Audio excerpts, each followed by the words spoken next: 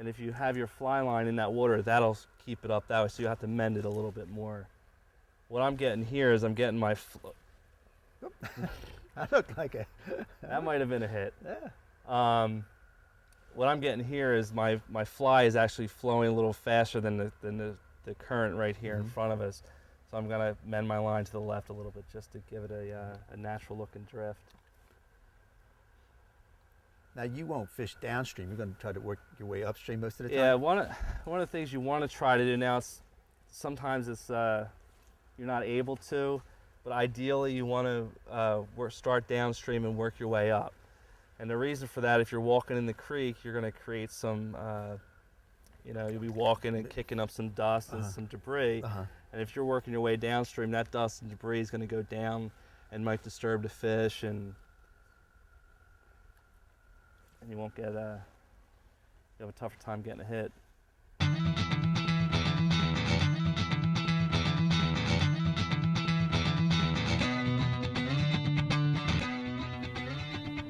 Mark, we've moved up a little bit here now. In your recommendation, why are we moving up this way now? Well, we covered the area downstream a little bit pretty thoroughly. So we walked up. If you look way up here, we got some fast moving water, which dumps into some deeper water. And what we're doing is we're working a little bit faster water, again, working our way from downstream to upstream.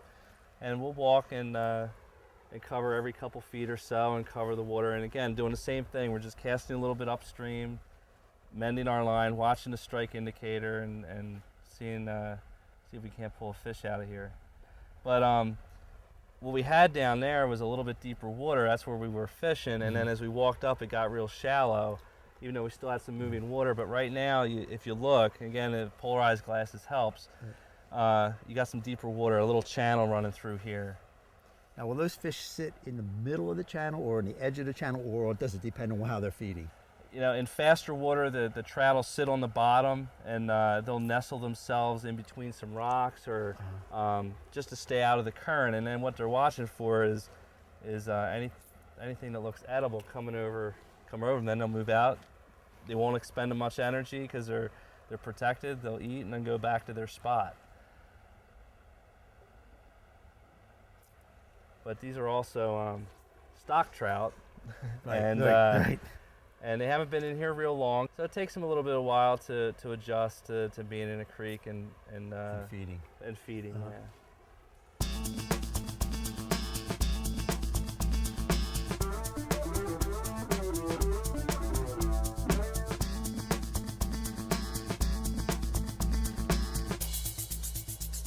Generally, you want the strike indicator.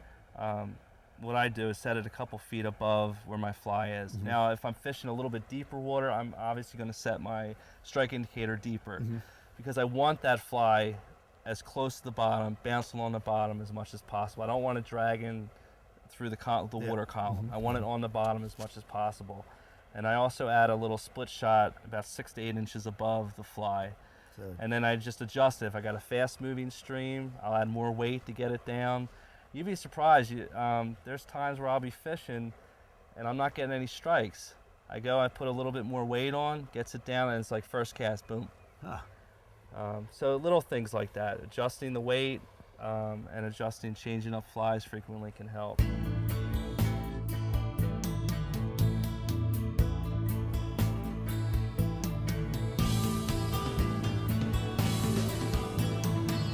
Battler. Yeah, he's staying right in that deep water. He's going right upstream. Whoa! See if I can land him. He's nice. Yeah.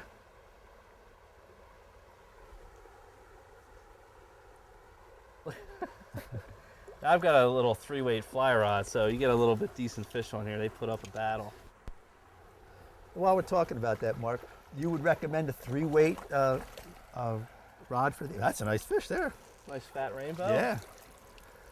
Yeah. If you're talking about an all-around setup, if you're talking about fishing for bass, trout, one of my favorite things in the summertime is fly fishing for smallmouth.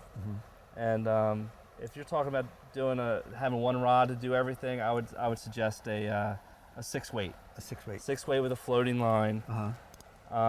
But if you want just a trout setup, you can't go wrong with a 3-weight. And I tell you, I like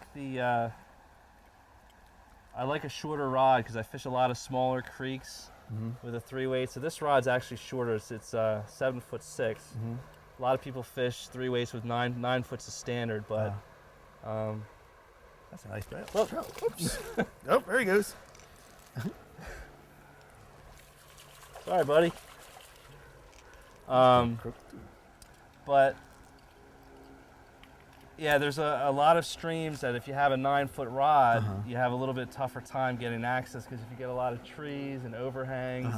So you can really just get it right in there. The only thing that's nice about a longer rod in a stream like this, if you can see where we're fishing, with a longer rod, you can walk out a little bit and stand when you're nymphing. You can, because your longer rod, you can get right out there and just nymph.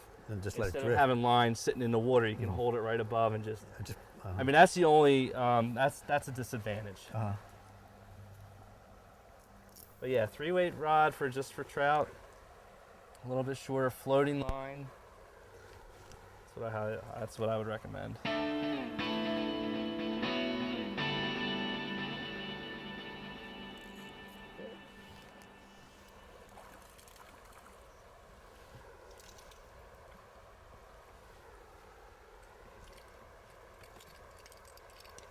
One of the reasons I like to net them, I don't have to touch them, but I keep them in a net, and then I have a pair of hemostats.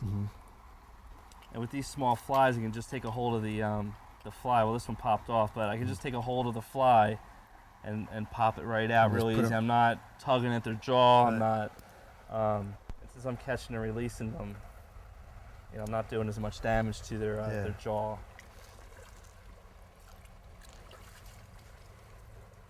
There he goes. There he goes. My little fishy. We're in here basically mid-April. We got opening day of trout was early this year because of our southern section that we're in. What are the best months to be looking for, not only in this stream, but most of these southern Pennsylvania streams? Most streams, you'll be able to catch fish right through mid-June. So from beginning of April when this trout season started through mid-June is you'll still be able to catch fish. You have to walk the stream a little bit more and find, they'll be spread out a little bit more and not as many, but in the later part, but yeah, they're in here. And then the other nice thing is that time of year, mid-May and June, there's nobody down. You got the stream all to yourself, and you can still catch fish. I do it every year. And a lot of times people, they say, okay, it's a trout stream. There's the Chamonix and this, they hold smallmouths too, don't forget. So you can come in and catch some nice fish while you can be trout fishing, but you'll be surprised how many. That's a good point you bring up. Once the water starts warming up and the smallies start getting active, there's some big smallies in this creek too. So if you're here catching trout in mid-May into June, you're going to pull some nice smallies out of here as well. Yeah. Hey, if you want more information, go to our website and we'll give you all that stuff for you about where we are, times, and all the limits and stuff like that. So if you're interested in coming out here, we'll give it to you. We worked our way up the stream, and we're pretty close to where the real fast water comes down into this pool and this run that we've been fishing. And we've been mostly using the strike indicator with a nymph and nymphing it down. We've picked up some fish. Another thing you can do, and once you get up here, is what I like to do is swing the fly.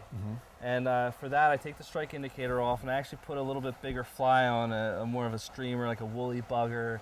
And what I'm going to do is I'm going to cast out and maybe a little bit down, and I'm going to let the current take my line and my fly, and it'll take it down. And then what you'll see at the end, the fly will actually swing out towards the middle and swing around right below me. And then you can strip it in like you would like a lure, and that'll produce strikes. You'll get strikes on the way down. You'll produce strikes when it swings, and then when you're stripping it back up, you have a chance of producing strikes. So we'll try it. We've hooked a few fish in here. We'll see if there's any willing takers. But it is an effective technique. I use it as much as I can, just something a little different. Again, changing up flies is good. Also changing up what you're doing when you're out here. And the way you present your fly can sometimes produce strikes as well.